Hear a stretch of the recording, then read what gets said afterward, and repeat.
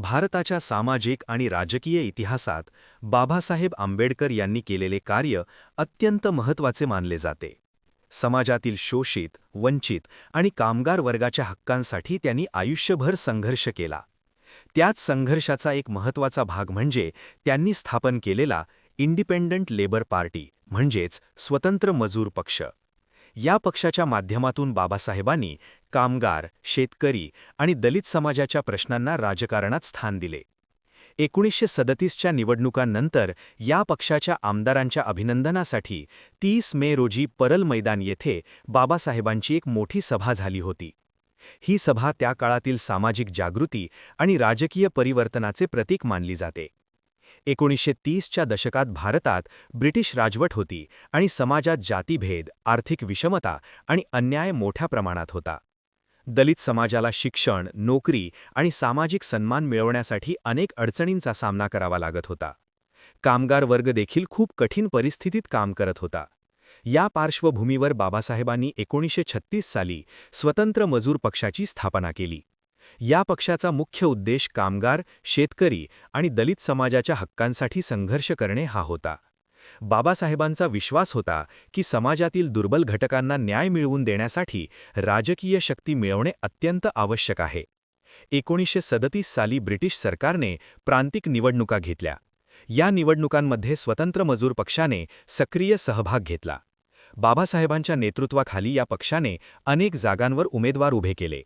त्या काळात काँग्रेससारखे मोठे राजकीय पक्षही निवडणुकीत होते, तरीही स्वतंत्र मजूर पक्षाने आपल्या धोरणांमुळे आणि बाबासाहेबांच्या प्रभावामुळे चांगले यश मिळवले.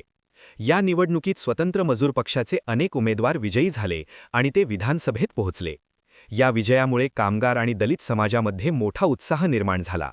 या विजयाचा आनंद साजरा करण्यासाठी आणि नव्याने निवडून आलेल्या आमदारांचे अभिनंदन करण्यासाठी 30 मे रोजी परल मैदान येथे मोठी सभा आयोजित करण्यात आली. या सभेला हजारो लोक उपस्थित होते. समाजातील विविध घटकांतील लोक, कामगार, शेतकरी आणि दलित समाजातील लोक मोठ्या संख्येने या सभेला आले होते. लोकांच्या मनात बाबासाहेबांविषयी खूप आदर आणि विश्वास होता.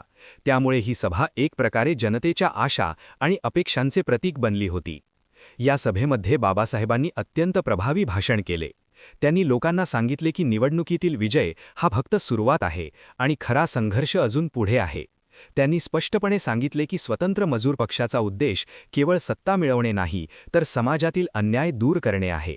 कामगारांना योग्य वेतन मिळावे, शेतकऱ्यांना न्याय मिळावा आणि दलित समाजाला समान हक्क मिळावेत, यासाठी हा पक्ष कार्य करणार आहे. बाबासाहेबांनी आपल्या भाषणात कामगारांच्या समस्यांवर विशेष भर दिला. त्या काळात कामगारांना खूप कमी वेतन मिळत होते आणि त्यांना कामाच्या ठिकाणी अनेक अडचणींचा सामना करावा लागत होता. बाबासाहेबांनी सांगितले की कामगारांना न्याय मिळवून देण्यासाठी कायदे बदलणे आवश्यक आहे. तसेच त्यांनी शेतकऱ्यांच्या अडचणींबद्दलही चर्चा केली. शेतकऱ्यांवर कर्जाचा मोठा बोजा होता आणि त्यांना योग्य दर मिळत नव्हता. बाबासाहेबांनी आश्वासन दिले की त्यांच्या पक्षाचे आमदार विधानसभेत या प्रश्नांवर जोरदार आवाज उठवतील. या सभेचे आणखी एक महत्त्वाचे वैशिष्ट्य म्हणजे बाबासाहेबांनी समाजातील लोकांना शिक्षणाचे महत्त्व समजावून सांगितले. त्यांचा विश्वास होता की शिक्षणाशिवाय समाजाची प्रगती होऊ शकत नाही. त्यांनी लोकांना आवाहन केले की त्यांनी आपल्या मुलांना शिक्षण द्यावे आणि सामाजिक अन्यायाविरुद्ध जागरूक राहावे. बाबासाहेबांनी नेहमीच शिका, संघटित व्हा आणि संघर्ष करा हा संदेश दिला आणि या सभेतही त्यांनी तोच संदेश पुन्हा दिला. परल मैदानातील ही सभा फक्त अभिनंदनाची सभा नव्हती, तर ती एक सामाजिक आणि राजकीय चळवळीचा भाग होती. या सभेमुळे लोकांमध्ये आत्मविश्वास निर्माण झाला की त्यांच्या प्रश्नांना आता विधानसभेत आवाज मिळेल. स्वतंत्र मजूर पक्षाच्या आमदारांनी पुढे जाऊन अनेक महत्त्वाच्या मुद्द्यांवर काम केले. त्यांनी कामगार कायदे, शेतकरी प्रश्न आणि सामाजिक न्याय या विषयांवर विधानसभेत चर्चा घडवून आणली. या सभेचा प्रभाव पुढील अनेक वर्षांपर्यंत दिसून आला. बाबासाहेबांच्या नेतृत्वामुळे दलित आणि कामगार समाजामध्ये राजकीय जागरूकता वाढली. लोकांना समजले की राजकारणाच्या माध्यमातूनही आपल्या हक्कांसाठी लढा देता येतो. त्यामुळे समाजातील दुर्बल घटक अधिक संघटित झाले आणि त्यांनी आपल्या अधिकारांसाठी संघर्ष सुरूच ठेवला. परल मैदानातील 30 मेची सभा इतिहासात एक महत्त्वाची घटना मानली जाते, कारण ती बाबासाहेबांच्या राजकीय चळवळीचा एक प्रभावी टप्पा होती. या सभेमुळे स्वतंत्र मजूर पक्षाची ताकद आणि लोकांमध्ये असलेला विश्वास स्पष्टपणे दिसून आला. बाबासाहेबांनी या सभेत दिलेला संदेश पुढील पिढ्यांसाठीही प्रेरणादायी ठरला. एकूणच पाहिले तर 30 मे रोजी परल मैदानात येथे झालेली सभा ही केवळ राजकीय कार्यक्रम नव्हती, तर ती एक सामाजिक परिवर्तनाची सुरुवात होती.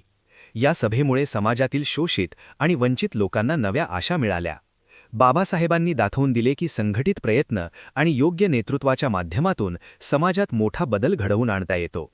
त्यामुळे ही सभा भारतीय सामाजिक आणि राजकीय इतिहासातील एक महत्त्वाची घटना म्हणून ओळखली जाते.